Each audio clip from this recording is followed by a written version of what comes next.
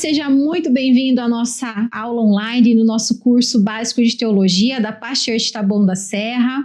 Nós estamos no módulo 6, já estamos falando sobre os profetas maiores. A professora deste módulo está sendo Ana Paula Branco, eu estou apenas ajudando hoje com a nossa aula online e está sendo uma bênção. Já ministramos sobre o livro de Isaías, sobre o livro de Jeremias e hoje nós falaremos sobre Lamentações de Jeremias e também o livro do profeta Ezequiel. E só para a gente recapitular um pouco, os profetas, né, tanto os maiores quanto menores, e aí lembrando que assim a gente chama não porque são mais importantes, né, os maiores são os mais importantes, mas pelo volume dos livros e assim ficou organizado. Então os profetas com volumes maiores a gente chama de profetas maiores e também, né, os demais ficaram como os profetas menores, e eles estão divididos em 3 grupos. Então a gente tem o grupo dos profetas pré-exílico, o grupo dos profetas do exílio, que a gente chama de exílico, e o grupo dos profetas pós-exílicos. Então, a gente está falando hoje ainda um pouquinho de um profeta que é do período pré-exílico, que é Jeremias, que a gente vai entrar agora em Lamentações, e daqui a pouco nós vamos falar sobre o profeta Ezequiel, que faz parte do grupo de profetas, junto com Daniel e Obadias, que pertence ao grupo dos profetas do exílio propriamente dito. E vamos lá, na última aula a Paula Branco falou sobre o livro do profeta Jeremias, foi uma aula tão linda, rica. A gente percebe também nos profetas uma atualidade, apesar de falar de coisas que aconteceram no passado, eles falam também de coisas atuais e também predizem coisas que ainda vão acontecer num futuro que talvez nós vamos fazer parte ou talvez a próxima geração, ou com certeza, né, e eu não coloco ou, mas com certeza nós faremos parte na Nova Jerusalém, no reino de Deus que está por vir. Então, de toda forma, quando nós olhamos para os livros dos profetas, a gente pode sim dizer que são livros super atuais. E na última aula sobre o profeta Jeremias, a gente percebeu quanta atualidade existe nas profecias quando a gente traz para o contexto do nosso dia a dia.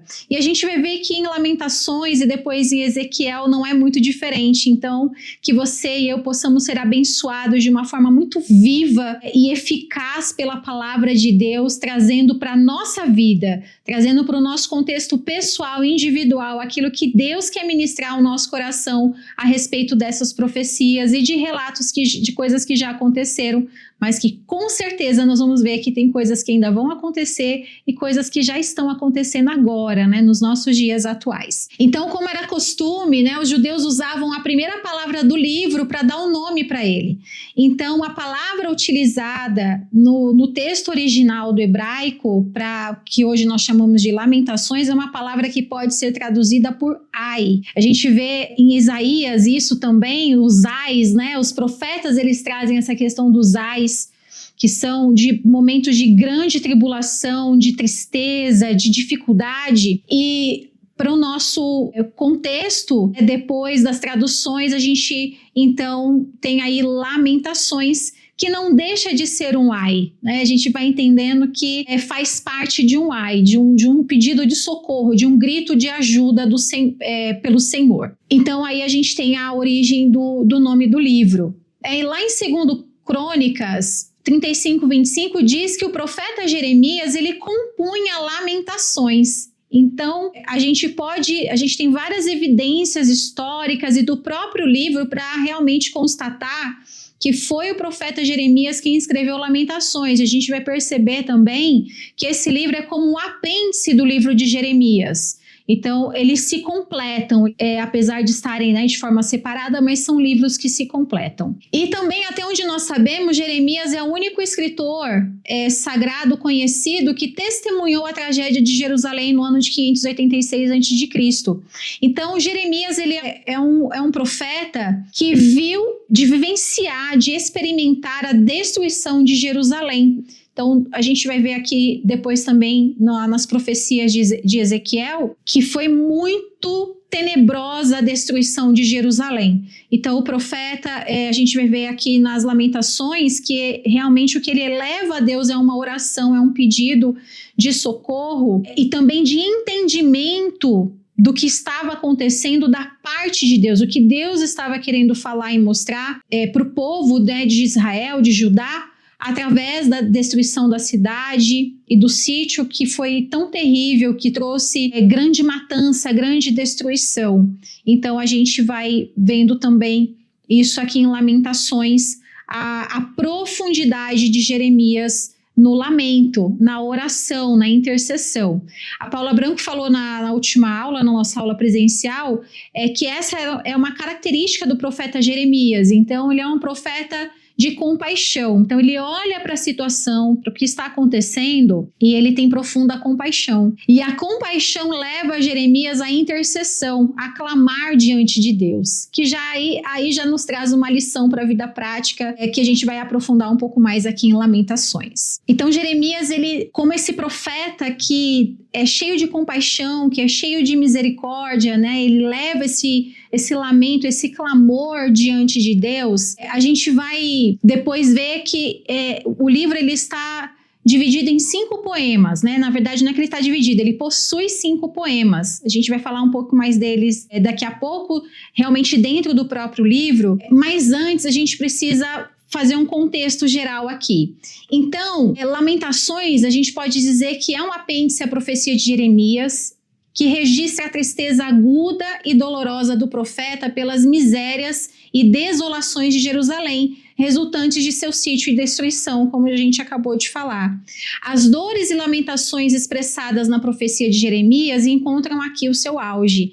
Então, se a gente tem já no livro de Jeremias alguns indícios dessa tristeza, dessa dor, desse choro, aqui em Lamentações a gente vai ver que o que era um rio de lágrimas lá no livro de Jeremias, aqui em Lamentações ele transborda, né? Então, em Jeremias ele é um rio correndo no seu próprio curso, em Lamentações esse rio de lágrimas ele transborda, ele pega as várzeas também, que a gente vai percebendo quando a gente lê e estuda Lamentações. O objetivo principal do livro era ensinar aos judeus a reconhecerem a mão castigadora de Deus em suas calamidades e que se voltassem a ele com arrependimento sincero. Então, assim como a gente vai ver nos demais profetas, que é uma característica de todos os livros, eu acredito, dos profetas, é a chamada de Deus para a gente reconhecer que aquilo que está acontecendo, existe uma intervenção divina, existe um propósito divino. Então, quando a gente entende isso, quando a gente assimila qual é o projeto de Deus, qual é o propósito dele diante daquela situação, e a gente reconhece a mão de Deus sobre nós, então a gente consegue ter esperança. Então isso reacende a esperança no nosso coração, e a palavra de Deus nos garante que essa esperança, né, a esperança que nós colocamos nele, ela não volta vazia, ela é certa, e graças a Deus por isso. O triste cântico de Jeremias foi adotado pela nação judaica. Então os judeus cantam este livro todas as sextas-feiras junto ao muro das lamentações em Jerusalém, e o leem na sinagoga em jejum no dia 9 de Abib, que corresponde mais ou menos ao mês de julho, o dia destinado à lamentação das 5 grandes calamidades que sobrevieram à nação. Então, de forma resumida, o tema de Lamentações pode ser o seguinte: as desolações de Jerusalém, o resultado de seus pecados e o castigo de um Deus fiel que visava conduzi-los ao arrependimento. Então, olha que coisa linda. A gente vê a destruição, a desolação de Jerusalém, o resultado dos pecados. Então, a própria destruição pode ser o resultado do pecado do povo. A gente vê o castigo de um Deus, mas de um Deus que é fiel, que vai trazer resposta, que vai trazer restauração. Por quê? Porque tudo isso Deus estava visando o arrependimento, conduzir o povo ao arrependimento. Não é diferente das nossas vidas no dia de hoje. Então, a mão de Deus constantemente, nós precisamos nos lembrar disso, está nos conduzindo ao arrependimento. Então, a gente pode colocar aí, né, só para você entender, os 5 poemas, né? O primeiro, uma viúva que chora. O segundo, uma mulher com véu chorando em meio às ruínas. O terceiro poema, o profeta chora e lamenta diante de Deus, o juiz. O quarto, o ouro embaçado, mudado e degradado. E o quinto, um suplicante que roga ao Senhor. Dentro desses 5 poemas, nós podemos identificar, então, 6 temas principais e todos estão relacionados ao sofrimento. Então, lendo todos os capítulos de Lamentações, a gente pode identificar que o tema geral principal pode ser o próprio sofrimento, mas os 6 temas, né, as 6, vamos dizer assim, subdivisões, todas estão relacionadas ao conceito de sofrimento, mas não os sofrimentos apenas, né?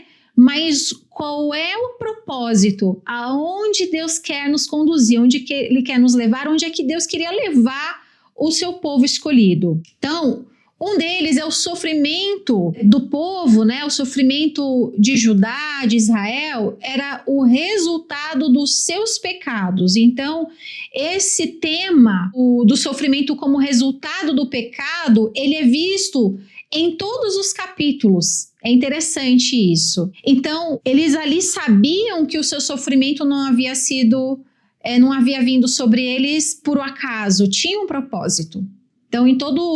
Então, todos os capítulos a gente percebe isso, né? Que existe essa consciência do que tinha gerado, né? O que tinha provocado esse sofrimento. E a gente vê aqui também eles lidando com a situação, eles não, né? Mas o próprio profeta Jeremias lidando com a situação espiritual do povo. Então, o profeta sabia que as pessoas tinham que sentir isso de uma forma pessoal, que cada pessoa, cada indivíduo, é o que a gente fala de responsabilidade, né? Você chamar a responsabilidade para si.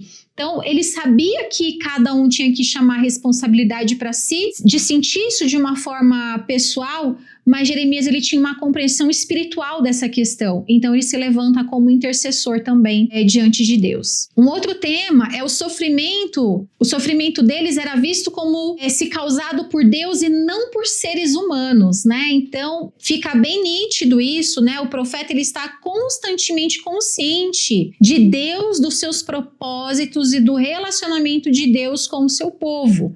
Então, isso também para nós é muito importante a gente ter essa consciência, né, de que algo está sendo causado por Deus e não por pessoas.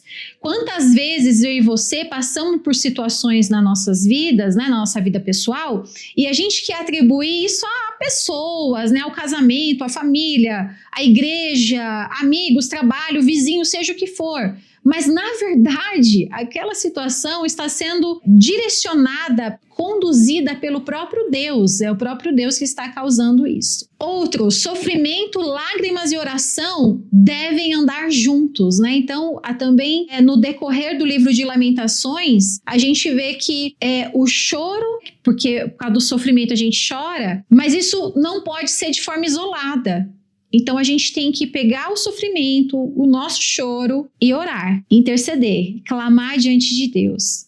Então, a oração precisa caminhar junto. Não faz muito tempo, a Patrícia Amarante trouxe uma palavra na nossa igreja falando sobre isso. Então, isso também é muito importante, não só lá no contexto de Lamentações, mas também para o contexto dos nossos dias. Outro, a oração nunca deve ser derrotada pela aflição e graças a Deus por isso, né? Então, todos os capítulos, exceto o capítulo 4 de Lamentações, termina com uma oração. Então, o profeta Jeremias fala, chora, ele expõe essas questões diante do próprio Deus, ele também vislumbra, a gente vai ver lá em Lamentações 3:21, né, que ele vai trazer à memória aquilo que dá esperança para ele, porque ele acredita num Deus que vive, num Deus que é reto, que é justo, que vai fazer o melhor, e ele termina com uma oração, ele termina colocando todas as coisas diante do Senhor, né, então a oração deve ser sempre feita buscando com esperança.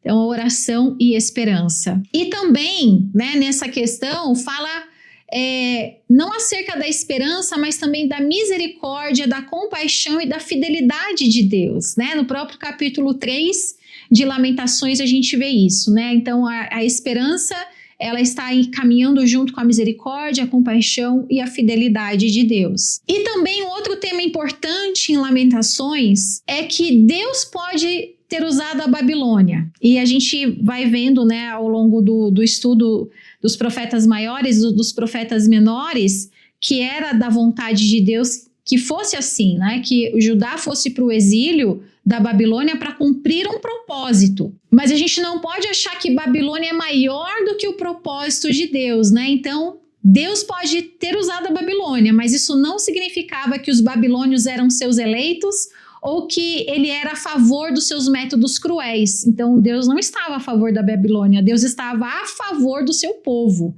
Gente, como isso é importante para nós nos dias de hoje também. Às vezes a gente, até na aula passada, agora eu me lembrei, a gente fez esse comentário lá durante a aula da Paula Branco, sobre o livro de Jeremias mesmo, que ele fala que durante o exílio da Babilônia, quando eles estivessem lá já cativos, que eles deveriam seguir uma vida normal, casar, dar os seus filhos em casamento, plantar, trabalhar, colher. E ele fala assim, vocês devem orar pela prosperidade dela, porque vocês dependem da prosperidade de Babilônia para prosperar. E a gente trouxe para o contexto dos nossos dias atuais, né? Nós estamos trazendo como uma analogia, a gente está vivendo na Babilônia, como povo escolhido de Deus, como um povo que já foi separado e está aguardando o grande dia, que o Senhor virá nos buscar, e que a gente vai ver a nova Jerusalém, que a gente vai ter novos céus e nova terra, que a gente vai falar já já no livro de Ezequiel.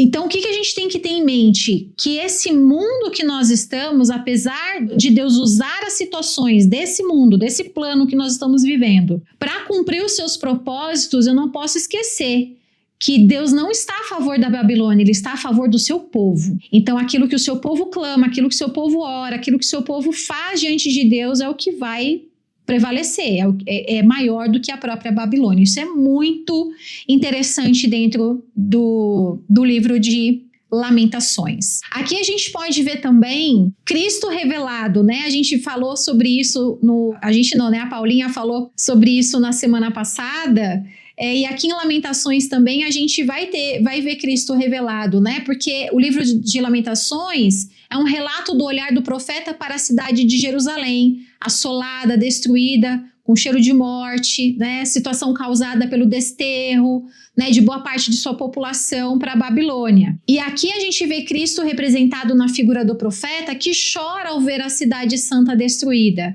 E aí você pode lembrar junto comigo de Mateus 23, 37 e 38.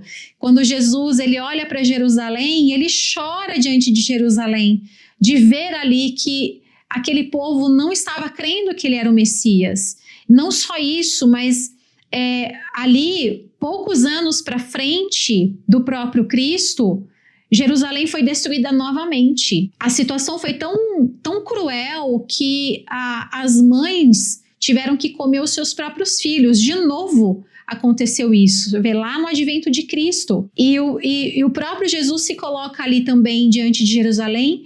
E é interessante porque Jeremias também ele assume essa postura, então ele também já nos dá essa tipificação de Cristo. E claro, né, o Espírito Santo em ação durante todo o livro de Lamentações, né? Então aqui a aflição divina sobre os pecados de Israel nos lembra que o Espírito Santo é frequentemente entristecido pelo nosso comportamento. E o arrependimento é também uma manifestação da obra do Espírito Santo entre o povo de Deus.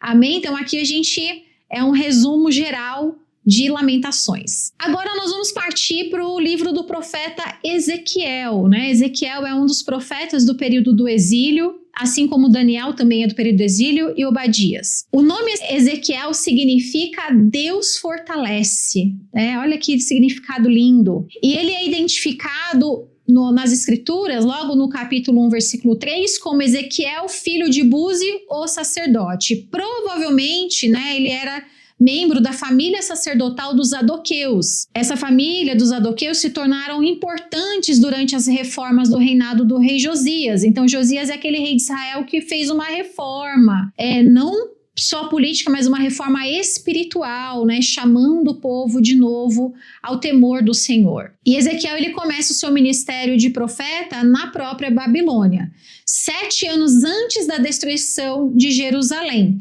E aí ele fica mais ou menos depois mais 15 anos nesse período, então a gente pode dizer que o período total de Ezequiel nesse contexto, né, de como profeta, foi de mais ou menos 20 anos de duração. Então os estudiosos falam que foi por volta do 5º ano do reinado do rei Joaquim, que ele se tornou, que começa, né, não que ele se tornou, mas que começa esse chamado dele como profeta, né? O que a gente vai ver em Ezequiel é uma personalidade espiritual muito forte. Ezequiel tem um perfil, uma característica bem interessante, a gente vê que ele dentro, né, do grupo dos profetas, cada um tem a sua característica, a gente viu isso em Isaías, a gente já viu isso em Jeremias, e agora a gente vê em Ezequiel também uma característica que dá a ele, para os historiadores, o nome de carismático.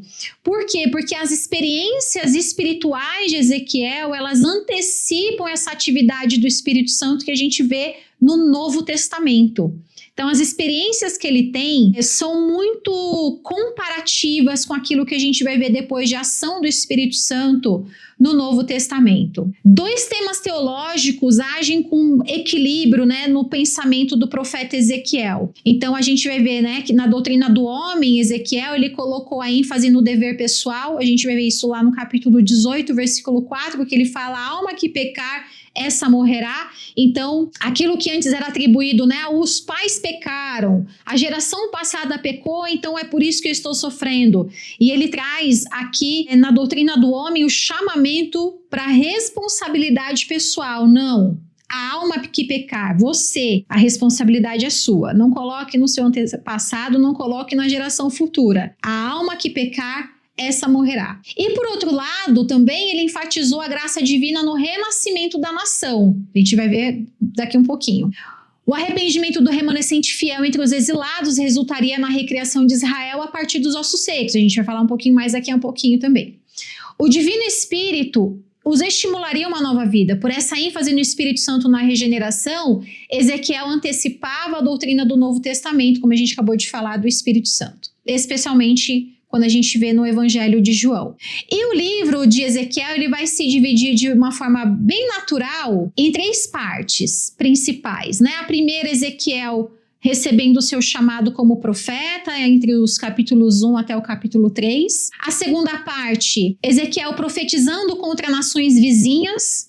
E a terceira parte, Ezequiel trazendo mensagens de esperança e de restauração do povo de Israel. E a gente vai ver agora nos pormenores. Dentro dessas 3, vamos dizer assim, divisões naturais gerais que nós colocamos, a gente também pode agora trazer uma subdivisão em 5 partes. E dentro dessas 5 partes, agora a gente vai destrinchar um pouco alguns capítulos que eu queria chamar a nossa atenção. Tem muito conteúdo, são muitos capítulos, o livro de Ezequiel é grande, para a gente não errar aqui o número, então são 48 capítulos, não vai dar para falar sobre tudo, então vamos dividir aqui em 5 partes, e dentro da segunda parte eu vou destrinchar um pouquinho mais, tudo bem? Então vamos lá, do capítulo 1 ao capítulo 3 a gente tem o chamado de Ezequiel. Então ali Ezequiel tem a sua visão inicial, logo no chamado de Ezequiel que ele tem a visão dos seres viventes, né? Então ele tem aquele vislumbre do próprio céu, né? Da glória de Deus. Então ele vê lá as 4 criaturas viventes, ou os 4 seres viventes, né? Com rostos de homem, de leão, de touro, de águia, né? O seu aspecto é de brasas ardentes, e depois você vê lá no texto toda essa descrição. E aí Deus diz para ele, né? Ele tá lá prostrado diante da visão de tanta glória, e Deus fala: filho do homem, põe-te de pé. E aí comissiona Ezequiel a ser profeta para Israel e para as nações rebeldes também, que eram vizinhas. E Deus, a gente percebe logo nesse começo do chamado de Ezequiel, que Deus já dá um direcionamento de que o chamado dele não seria fácil, porque ele falaria a um povo que não ouviria, teria dificuldade para ouvir. Mas Deus fala: não se preocupe, não importa se eles vão escutar ou não, mas eles vão saber que houve um profeta do Senhor no meio deles. Isso é tremendo, a gente vê isso logo nos primeiros capítulos de Ezequiel. Então a primeira parte, a gente pode dizer, o chamado de Ezequiel do capítulo 1 ao capítulo 3. Os capítulos 4 até o 24, a gente vai ver o julgamento de Israel e de Judá. Então a gente vai ver Ezequiel em ações simbólicas, né? A gente fala em atos proféticos, palavras duras, né, palavras fortes para anunciar a destruição de Jerusalém. E aí vamos destrinchar aqui então do 4 ao 24 rapidamente. Então, do capítulo 4 até o 7, a gente vai ver que Deus ordena a Ezequiel que grave num tijolo um esboço de Jerusalém. E Deus pede para ele fazer uma encenação do cerco de Jerusalém. Então, ele pede para o profeta passar 390 dias deitado sobre o seu lado esquerdo e outros 40 dias sobre o seu lado direito, e com uma dieta super restritiva, e essa dieta tinha que ser cozida em fezes, o combustível. No primeiro momento, Deus pede para Ezequiel fazer isso com fezes humanas. E aí Ezequiel pede: Senhor, tem misericórdia de mim, eu nunca comi nada impuro, nunca fiz nada do tipo. Aí Deus alivia um pouco para Ezequiel e ele usa como combustível fezes de vaca. A gente vai ver em Ezequiel, Isaías também passou por isso, mas em Ezequiel a gente vai ver atos proféticos de muita intensidade, e que o profeta teve que ter coragem, e ele teve de obedecer a Deus e seguir exatamente. Então não é que Deus mostrou isso em visão e ficou na visão, não, ele literalmente fez aquilo que Deus pediu para mostrar para o povo. Então, quando o povo via o que Ezequiel estava fazendo e questionava aquilo, ele pregava, ele instruía o povo sobre aquilo que Deus estava fazendo, ou aquilo que Deus estava preparando para o futuro breve, para um futuro médio, e depois a gente vai ver também para um futuro distante, um futuro que inclusive inclui as nossas vidas. Então aí a gente vê logo nesses primeiros capítulos 4 ao 7, né? Depois também a gente vai ver no capítulo 8 até o 11, né, a visão de Ezequiel sobre a Jerusalém apóstata, a Jerusalém que abandonou por completo a sua fé.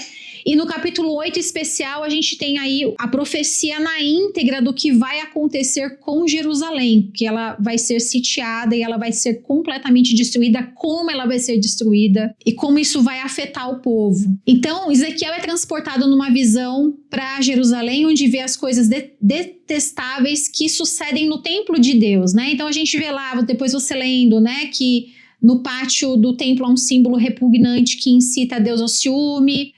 Ele vai ver, ele percebe que são as próprias autoridades de Israel que estão ali no templo que estão suscitando isso e que estão provocando a idolatria, praticando a idolatria e trazendo o povo todo para a idolatria. Então ele fala sobre esse engano que está acontecendo. E lá no finalzinho desse primeiro trecho a gente está vendo, né, lá no capítulo 9 e já indo até o capítulo 11, Ezequiel vê outra vez a glória do Senhor que sobe acima dos querubins. Então ele teve aquela primeira visão logo no início do chamado dele. Aqui ele tem de novo uma visão da glória de Deus, né, que o querubim ele atira brasas ardentes do meio da rodagem, né, daquela visão que ele tinha tido, e o homem vestido de linho os apanha e espalha sobre a cidade. Depois leia essa parte que é lindíssima, porque ele está falando sobre as autoridades que estão provocando esse tipo de atos repugnantes em Jerusalém, mas ele também na visão ele vê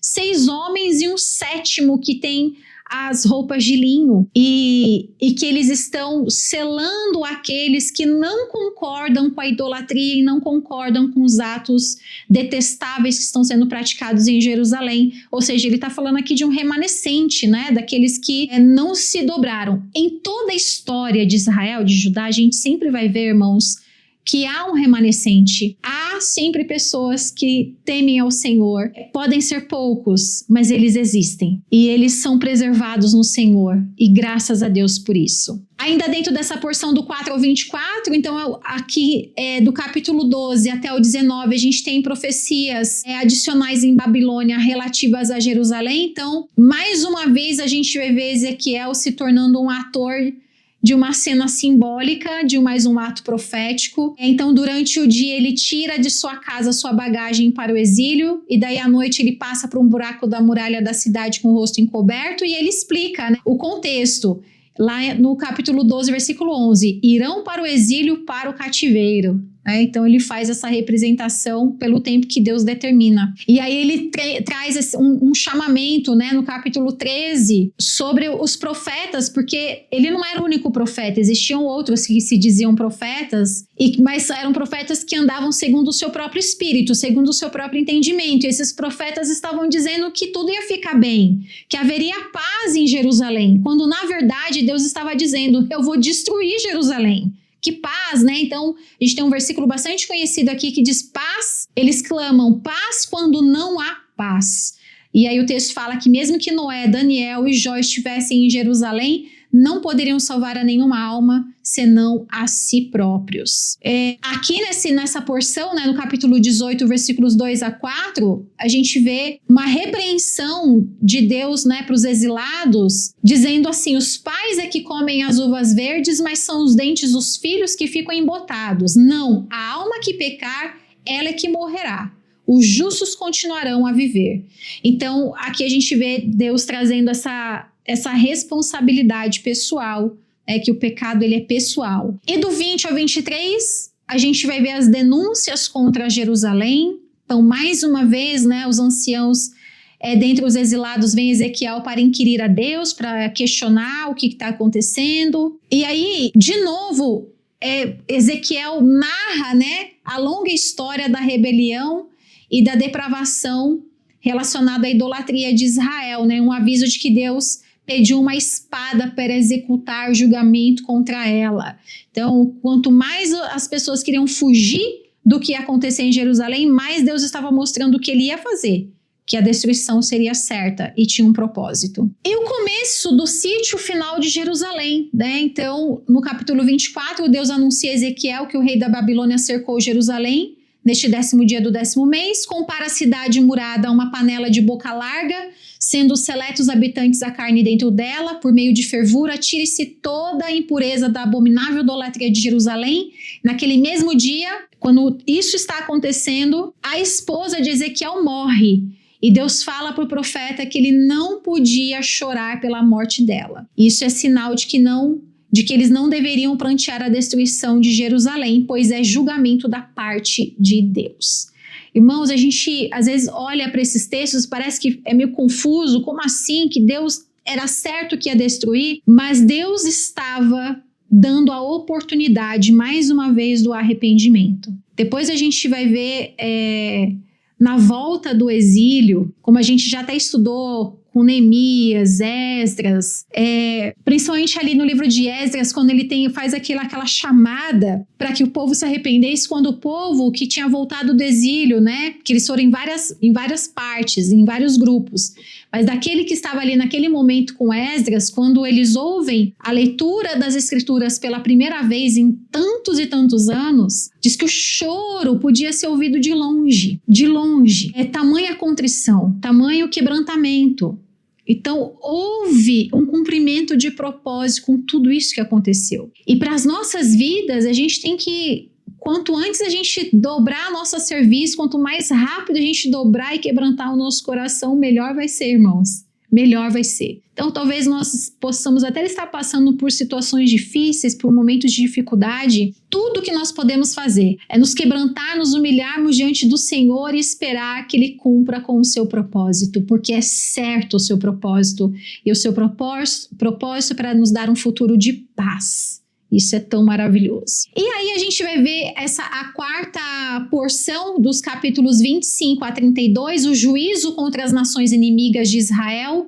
A gente tem aqui uma ênfase especial de Tiro, do povo de Tiro, e também do povo também relacionado ao Egito, apesar dele falar sobre outros como Moabe, Edom, mas aqui só para a gente fazer uma janela, no capítulo 28 de Ezequiel, a gente tem a descrição do que Deus vai fazer com Tiro, e Deus está falando sobre ele, mas também esse capítulo 28 de Ezequiel está falando sobre Lúcifer e a sua queda. Então, depois leia o capítulo 28 e você vai ver que descrição fantástica e tenebrosa do que aconteceu e de quem é Satanás. Então, é uma analogia também, é uma simbologia de Lúcifer, né, de Satanás, do que aconteceu com a sua queda. E o outro inimigo que tem uma ênfase forte aqui nesses capítulos é o Egito, né? Olha só que interessante, só para a gente te lembrar. Todas as vezes que o povo de Israel se sentia assim, amedrontado, com falta de alguma provisão, a solução para eles era o Egito. Vamos correr no Egito, que lá tem comida, lá tem casa, lá tem abrigo, lá tem o que a gente precisa. E não diferente nesse período, para o povo também, talvez o Egito seria uma saída. Então o que Deus faz? Deus usa Nabucodonosor para oprimir terrivelmente o Egito, para mostrar assim, eu sou Deus, eu sou soberano. Se você buscar abrigo, refúgio, forças em outro lugar que não seja no seu próprio Deus, eu vou destruir essa nação. E foi exatamente o que aconteceu aqui. Depois a gente tem a outra porção, do 33 a 39, que é a esperança da restauração de Israel. Então, mais uma vez, Deus recapitula com Ezequiel a sua responsabilidade como vigia, como atalaia, como uma sentinela. E aí o povo de Deus está dizendo assim, o caminho de Deus não é acertado. Se você pega ali no capítulo 33, nessa recapitulação que Deus faz com o Ezequiel, de qual é a função, de qual é o papel dele ali no meio do povo, as pessoas não querem ouvir o que Ezequiel está falando. Então, olha só, Ezequiel está profetizando, Ezequiel está mandando a mensagem de Deus, e aqui nesses capítulos fala que Ezequiel falando, olha, Ezequiel está falando coisas difíceis, irmãos, coisas duras de se ouvir, mas o povo estava tão rebelde, tão disperso em relação às coisas de Deus, que Ezequiel está falando isso, mas eles estão como se estivessem ouvindo canções de amor, como se eles estivessem ouvindo instrumentos de corda sendo tocados, quando na verdade a mensagem era outra. Isso também remete aos nossos dias. A mensagem de Deus, o evangelho está sendo pregado, o chamado ao arrependimento está aí, batendo na porta de todo mundo, mas a gente está ouvindo tudo. Menos isso. Eu não, e você também não. Nós estamos ouvindo o chamado de Deus ao arrependimento e nós estamos dizendo sim para ele. E também aqui a gente vê Ezequiel repreendendo os falsos pastores, né, que abandonaram o rebanho para apacentarem a si mesmos. No capítulo 37, a gente tem a visão de Ezequiel no Vale dos Ossos Secos. Então, ali também Deus mostrando para Ezequiel que o seu povo seria completamente restaurado. Então, ali ele fala, Ezequiel, o que você vê? Ele vê um vale cheio de ossos muito secos. É interessante que Deus fala muito secos. E ali o Espírito é soprado sobre aquele vale e os ossos começam a se juntar e formar carne, tendões e a pele, e a vida volta para aquele vale. E aqui entre os capítulos 38 e 39, a gente vê o ataque de Gog e de Magog contra Israel restaurado. Então, quando em visão Deus mostra Jerusalém completamente restaurada, Deus dá esse alerta de que vai haver um novo ataque contra Jerusalém, porque Gog de Magog se sentirá atraído pela sua prosperidade, sentirá inveja disso, então vai vir um novo ataque, mas Deus também já dá aqui a garantia do livramento. E a última porção, que é a visão de Ezequiel sobre o novo templo e a nova Jerusalém, né? Então aqui Ezequiel tem uma visão detalhada de um novo templo e da reorganização da terra de Israel. A gente pode ver aí que o templo simboliza a presença de Deus restaurada entre o povo. Ele também vai ver ali um rio fluindo do templo, trazendo vida, cura. E no final, a cidade recebe o nome de O Senhor está ali, mostrando que Deus voltará a habitar com seu povo de maneira definitiva. O livro de Ezequiel encerra de uma forma belíssima. Há um tempo atrás, o pastor Osmar, né, que é meu pai, trouxe uma série de mensagens falando exatamente sobre estes capítulos do livro de Ezequiel, mostrando a aplicabilidade disso nos nossos dias atuais e também para aquilo que há de vir, daquilo que nós estamos aguardando da vinda do Senhor Jesus. E nessa série de mensagens em que ele trouxe essa aplicabilidade para os nossos dias, a gente percebe que, juntando com todo o contexto do livro de Ezequiel, então como é que a gente aplica isso para a nossa vida, né? Que Deus, ele nos chama ao arrependimento. Existe uma consequência quando não há arrependimento, mas que existe uma intervenção divina, existe salvação para aquele que se arrepende. E que o arrependido, aquele que aceitou, que ouviu o chamado de Deus para a sua vida, ele tem a promessa de Deus de ter a presença de Deus na sua vida. Então, o novo templo, ele tem também essa simbologia da presença de Deus restaurada na nossa vida. Então, eu e você que entregamos a nossa vida a Jesus, que fizemos esse compromisso com o Senhor, né? Nós somos tirados do lamaçal, nós somos tirados de uma situação tão terrível quanto Jerusalém estava. E eu diria até que pior, porque a gente estava morto para sempre. E agora em Cristo Jesus, porque nós ouvimos a sua voz, nos arrependemos e deixamos o Espírito Santo fazer essa obra em nossas vidas, agora nós temos a esperança de estarmos na presença de Deus por toda a eternidade. Eu espero que você tenha sido muito abençoado com essa aula, que você continue meditando nesses textos e que o Senhor continue trazendo revelação do alto sobre a sua vida. Te agradeço por a atenção até aqui e até a próxima.